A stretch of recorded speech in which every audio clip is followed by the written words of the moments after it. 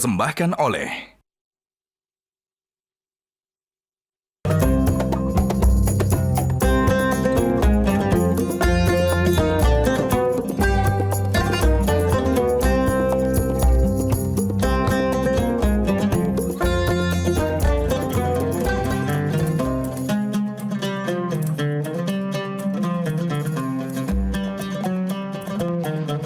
Bismillahirrahmanirrahim. Assalamualaikum warahmatullahi wabarakatuh.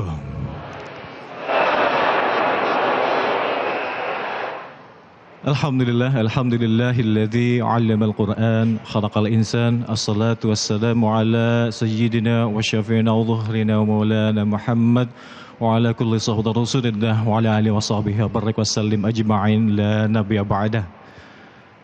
Bismillahirrahmanirrahim. Subhanalladzi asra bi'abdihi lailan minal masjidil haram ilal masjidil aqsa alladzi khalaqahu linuriyahu min ayatina innahu as-sami'ul basir.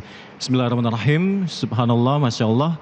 Senang sekali saya Hamdan Al-Kafi bisa kembali di acara yang spesial dan juga di momen spesial kali ini, yakni di Isra Mi'raj, dan kita bersilaturahim di acara yang spesial pula, yakni Hasanah Islam, dengan tema kita kali ini yakni membumikan langit. Dan acara ini disiarkan langsung oleh Metro TV dari Masjid kebanggaan kita semua umat muslim di Indonesia, yakni Masjid Istiqlal Jakarta. Dan pemirsa, kali ini bersama saya Hamdan Al-Kafi, tentu saja saya tidak sendiri, sudah hadir bersama kami di sini ada Profesor Dr. Nasaduddin Umar MA. Beliau adalah Menteri Agama Republik Indonesia. Assalamualaikum Prof.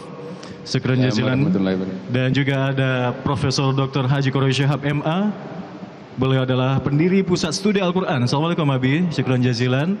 Dan ada juga intelektual muslim. Beliau adalah Al-Habib Hussein Jafar Al-Hadar. Siapa yang nggak kenal beliau? Dari idola emak-emak juga di sini ya, nggak hanya idola kaum milenial dan Gen Z. Syukran jazilan biadurikum. Terima kasih waktunya, Bib.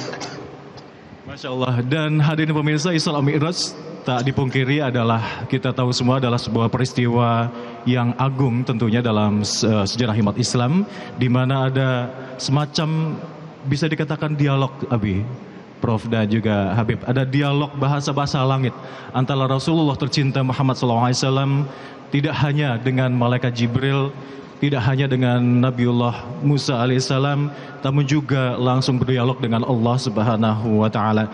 Dan dalam perjalanan spiritual ini kita akan mencoba nanti menyelami kedalaman hikmah dari peristiwa Isra Mi'raj ini agar bisa kita sama-sama membumikan dalam kehidupan kita sehari-hari dan membimbing kita agar kita semua bisa menjadi muslim yang lebih baik lagi. Amin ya rabbal alamin.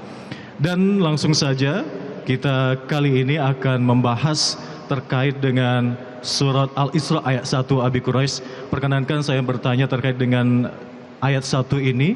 Di situ termaktub, tertulis bahwa Rasulullah SAW diperjalankan dalam Isra Mi'raj dan disebut sebagai hamba, Abi. Kenapa Allah tidak menyebut nama beliau langsung Muhammad atau mungkin Rasul atau Nabi, hanya disebut hamba? Tafadhol, Abi. Bismillahirrahmanirrahim. Suratul Isra, awal suratul Isra itu sangat unik. Semua kata demi kata pada ayat itu punya makna. Dimulai dengan subhana. Subhana itu digunakan untuk sesuatu yang luar biasa, yang aneh, menakjubkan. Jadi sebelum dia cerita Isra, dia sebut ini suatu hal yang aneh, ini suatu hal yang menakjubkan. Yang kedua, Asra itu artinya perjalanan malam, tetapi ditambah lagi dengan kata lailan. Subhanalladzi asra bi'abdihi, bi'abdihi. Oke, abdihi itu hambanya. Apakah sifat yang termulia bagi seorang manusia? Sifat yang termulia adalah sifat yang intinya ditugaskan untuknya untuk melakukannya. Sehingga ketika Allah menyatakan wa ma khalaqtul jinna wal insa illa liya'budun, kecuali mengabdi, beribadah kepadaku, kalau demikian sifat yang termulia adalah abd, menjadi hamba ilahi. Ketika kita berkata hamba, itu ada tiga. Yang pertama, hamba tidak memiliki sesuatu, sehingga apa yang ada pada diri Anda bukan milik Anda, milik Tuhan Anda, dalam hal ini milik Tuhan. Yang kedua, hamba itu hanya melakukan kegiatan yang diperintahkan oleh tuannya atau dilarang, dia hindari. Itu hamba. Yang ketiga, hamba itu dalam bahasa juga berarti alat, sehingga hamba adalah alat Tuhan. Itu sebabnya dikatakan hamba di sini, bukan menyebut nama Muhammad. Saya kira itu. Dan toh tidak disebut juga sebagai seorang nabi atau rasul saat itu, Abi. Karena yang terpenting jadi hamba. Saya kira itu. Baik. Kalau Abi, ditanya terkait dengan dari Isra Mi'raj itu sendiri, itu ada semacam dialog yang kita bawakan dalam sholat. At-tahiyatul barakatuh salawatut thayyibatu lillah. Ada dialog di situ, assalamualaikum ya nabi warahmatullahi wabarakatuh, dan sebagainya. Ada makna-makna yang tersiratkah yang bisa terpetik dalam dialog istimewa ini, sehingga kita bisa memetik hikmah di situ, ibrah, dan bisa kita terapkan dalam kehidupan kita sehari-hari, Abi? Kalau saya ditanya tentang at-tahiyatul mubarakat, memang populer dikatakan itu dialog antara Nabi Muhammad dengan itu. Tapi hemat saya, sepanjang pembacaan saya dari ulama-ulama, itu tidak ada dasarnya. Jangan berkata Nabi at-tahiyatul mubarakatuh salawatulillah, terus disambut oleh Allah, assalamualaikum ayuhan nabi, terus malaikat berkata assalamualaikum. Itu tidak ada dasarnya. Tetapi dia mempunyai makna. Dia mempunyai makna bahwa penghormatan dan pengagungan itu harus disampaikan dan ditujukan kepada Allah. Tanpa kita harus berkata bahwa ada dialog. Kita harus berkata bahwa memang Allah menyampaikan salawat kepada Nabi Muhammad. Tidak harus kita katakan itu dialog. Memang ada perintah untuk kita bersalawat kepada Nabi Muhammad. Tidak harus kita katakan bahwa itu diambil dari dialog ini. Itu hemat saya.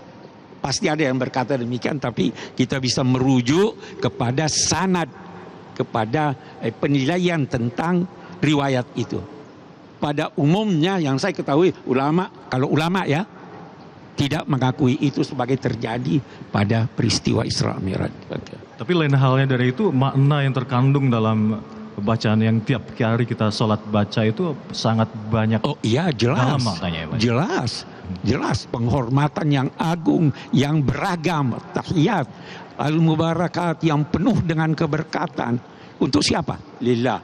Kalau kita tujukan kepada Allah, kita harap dampaknya kepada kita. Itu tujuannya. Jelajahi cara baru mendapatkan informasi. Download Metro TV Extend sekarang.